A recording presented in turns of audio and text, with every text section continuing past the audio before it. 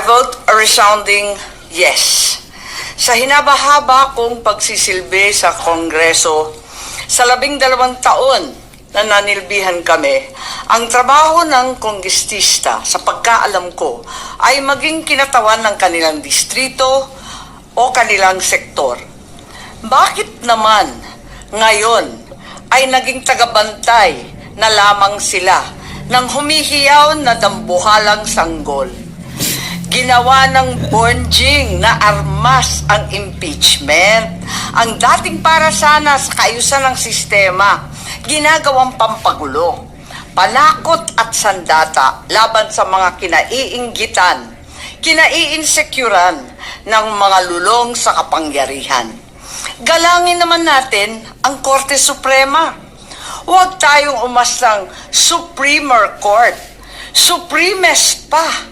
Wala namang ganun Sa mga kapatid kong senador, paano tayo magiging dakilang mambabatas kung tayo mismo ay hindi susunod sa batas? Ang boses ng Korte Suprema ay boses ng konstitusyon.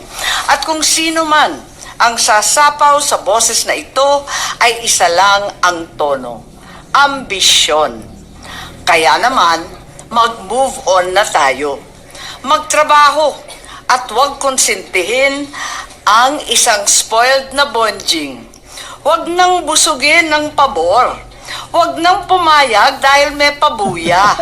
Huwag tayo magpalaki ng buhaya, baby pa nga ang tawag, lulong na. Sa mga mahal kong kongresista, may suggestion po ako.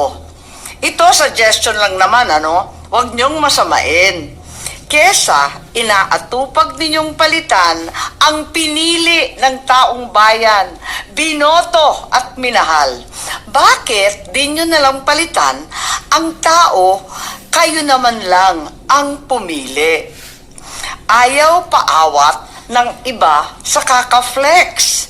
Ano kaya kung yung speaker nyo na lang ang paltan nyo? Kaya nyo yan. At dahil dito, bumuboto ako ng malakas na oo.